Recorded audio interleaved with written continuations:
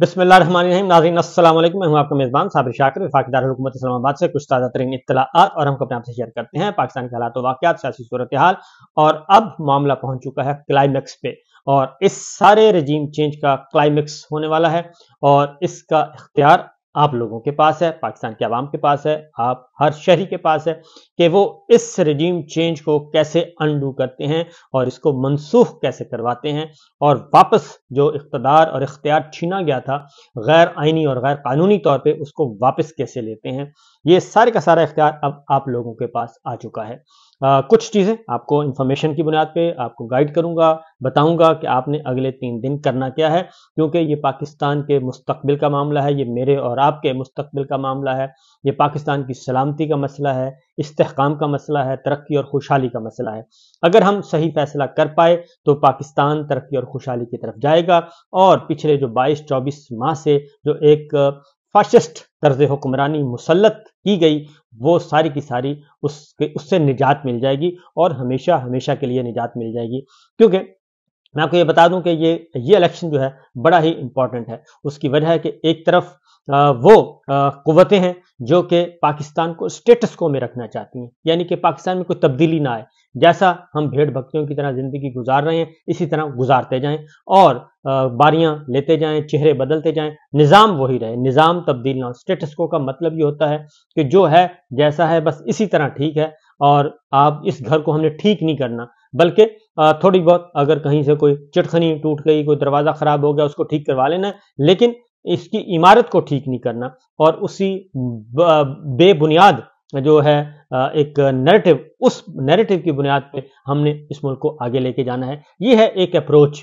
और जहां पे ना आइन हो, ना कानून हो, ना दस्तूर हो, ना जमहूरियत हो, ना मीडिया हो, ये एक सोच है जो कि इस वक्त पाकिस्तान में बहुत ज्यादा मुसल्लत करने की कोशिश की जा रही है। इस बात को जरा समझ लें, गौर से अपने पल्लू से बांध लें। इसलिए दूसरी तरफ पाकिस्तान के अवाम हैं, पाकिस्तान के नौजवान हैं, पाकिस्तान का मुस्तकबिल है, जिनको ये तो पता चल चुका है, उनको ये शऊर तो हो गया है, आ गया है, और ये शऊर दिया है इमरान खान ने, जो इस वक्त कैदी नंबर 804 है और जेल में मौजूद है, काल कोठड़ी में मौजूद है।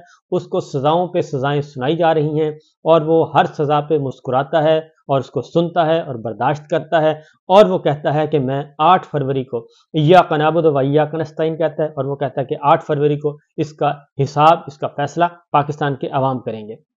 वो आपकी तरफ देख रहा है क्योंकि वो जेल में है, तो वो आपकी वजह से है, वो आपके मुस्तकबिल की वजह से है, वो हमारे मुस्तकबिल की वजह से है।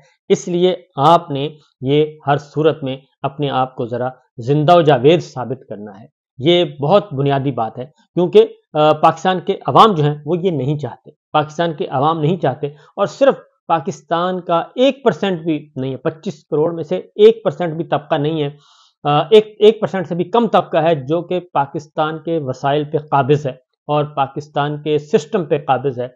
और उसमें सब के सब शामिल हैं। उसमें ये नहीं है कि सिर्फ हम दोष दें कि जनाब ये सिर्फ पिंडी बॉयज है, नहीं, पिंडी बॉयज नहीं है। इसमें पिंडी बॉयज के साथ जागीरदार भी हैं और इंडस्ट्रियलिस्ट भी हैं, सब हैं। और पॉलिटिशियंस भी हैं, वो पॉलिटिशियंस जो कि जिनकी दाल रोटी ही एक फरसुदा निज़ाम में है। तो लिहाजा अगर हमने इदारों को मजबूत करना है, हमें पाकिस्तान को मजबूत करना है, तो फिर अगले 3 दिन आपके पास हैं। 72 घंटों में आप, अगर 72 घंटों में आपने सही फैसला कर लिया, 3 दिन में सही फैसला कर लिया, तो आप यकीन जाने कि अगली 3 दिहाइयां आप महफूज कर लेंगे, अगले 30 साल पाकिस्तान को महफूज कर लेंगे।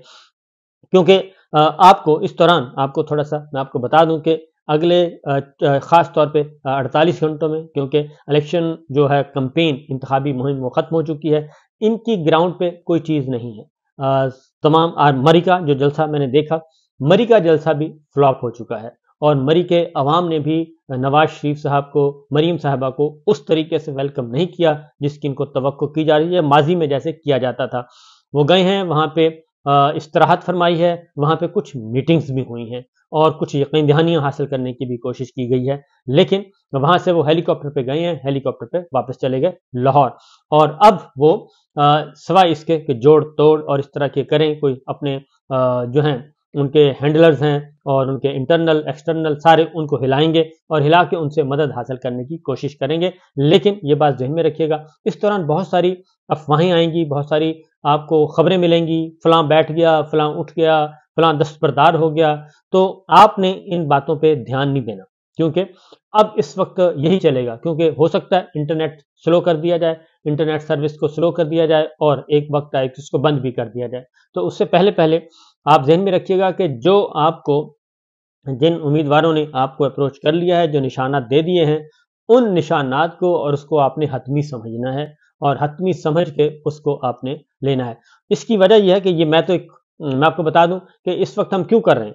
इसलिए कि जो पाकिस्तान में सूरत हाल ये है, पाकिस्तान में सूरत हाल ये है कि इलेक्ट्रॉनिक मीडिया पे आप नाम नहीं ले सकते, यानी कि टीवी चैनल्स पे इमरान खान का नाम नहीं ले सकते, उनकी जमात का नाम ले सकते हैं, लेकिन वो भी आप किसी भी उम्मीदवार को पाकिस्तान तहरीक इंसाफ का उम्मीदवार नहीं कह सकते। इंतखाबी निशान उनसे छीन लिया गया है, उसके खिलाफ आप आवाज़ नहीं उठा सकते, उनके हक में कोई बात नहीं कर सकते, उनका पॉइंट ऑफ व्यू नहीं दे सकते, वो इश्तिहार नहीं दे सकते, यानी कि इलेक्शन कैंपेन में बाकायदा एक एडवर्टीजमेंट होती है, उनकी एडवर्टीजमेंट नहीं चल सकती, वो कुछ भी नहीं कर सकते। इसलिए हम यहाँ बैठ के, ये एक अपॉर्चुनिटी है, हम अल्लाह ताला ने हमें एक आज़ादी दी है और हमारा कानून भी कहता है, दस्तूर भी कहता है, इसलिए हम इस फोरम पे आपको ये पब्लिक सर्विस मैसेज समझ के ये सब कुछ कर रहे हैं।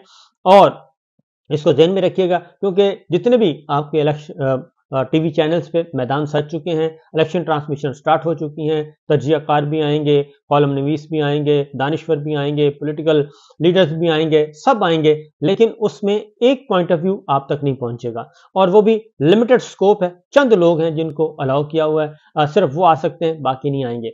और इसलिए मसलन लाहौर में मैं देख रहा था कि एक खबर चलवा दी गई और सोशल मीडिया पे और व्हाट्सएप मैसेज करने शुरू कर दिए।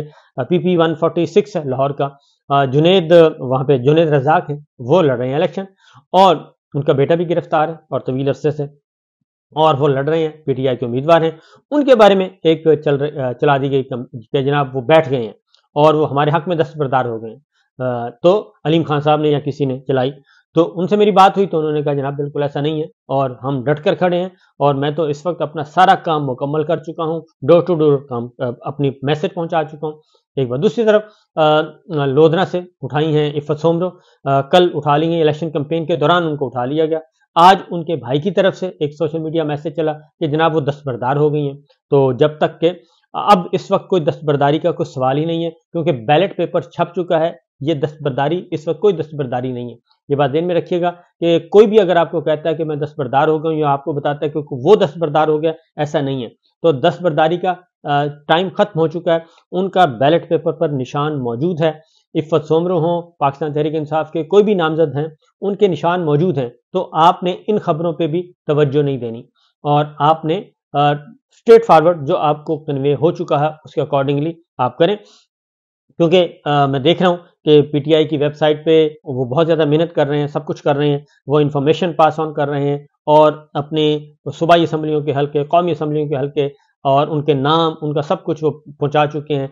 वो डिजिटल जो इंतखाबी पर्ची है वो आपके घरों तक पहुँचा चुके हैं। लिहाजा ये बात ज़हन में रखिएगा कि अगले 2 दिन आपको बहुत ज़्यादा कन्फ्यूज़ करने की कोशिश की जाएगी और हल्ला बोला जाएगा, पोलिंग एजेंट्स को उठाया जाएगा।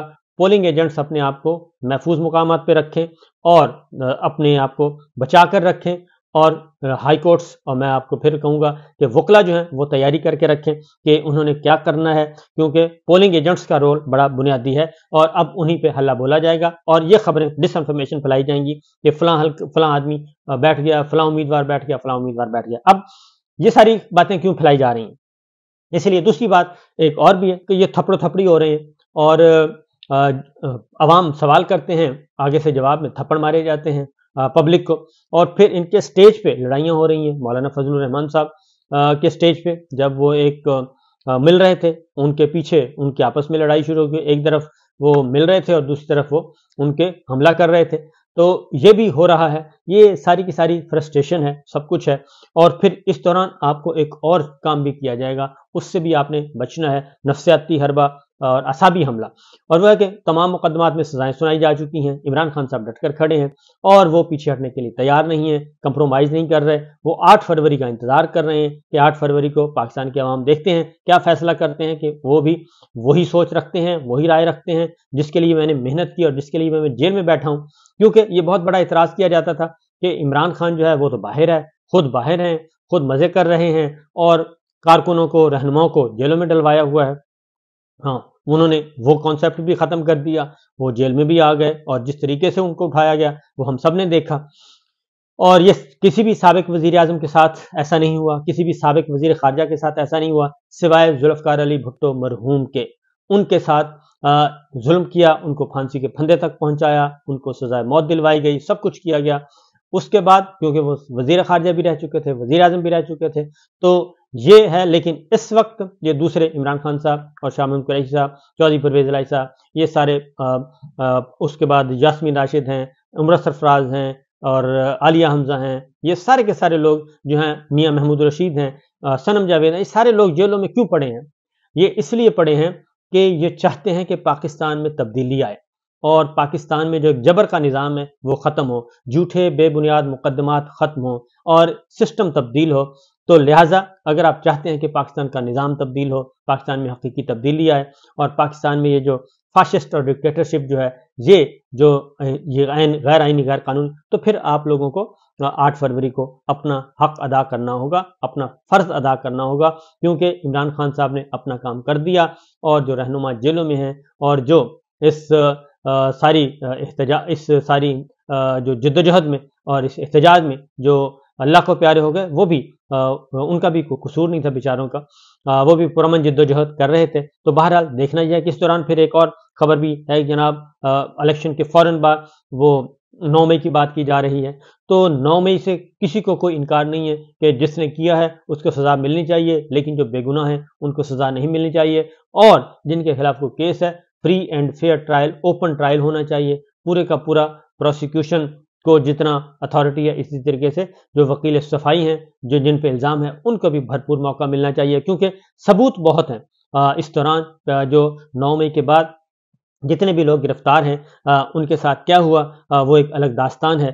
वो भी एक अल्लाह ताला हर किसी को मुश्किल से बचाए। शहीद अरशद शरीफ चले गए और इमरान रियाज खान के साथ क्या हुआ, मीडिया के साथ क्या हुआ पिछले तकरीबन 22-24 माह में, कोई ये हम सब के सामने और मीडिया के वो लोग भी जानते हैं जो कि इस वक्त बोल नहीं रहे, खामोश हैं या ज़रा थोड़ा सा दब कर बोल रहे हैं। उनको भी पता है कि अंदर खाने हो क्या रहा है। इसलिए जनाब कोशिश कीजिए, इस तरह अफवाहों पे कान ना धरिएगा, कुछ ना करिएगा, सिर्फ आपने अपनी मंजिल की तरफ देखना है और 8 फरवरी का इंतज़ार करना है। इजाज़त दीजिए, अल्लाह हाफ़िज़।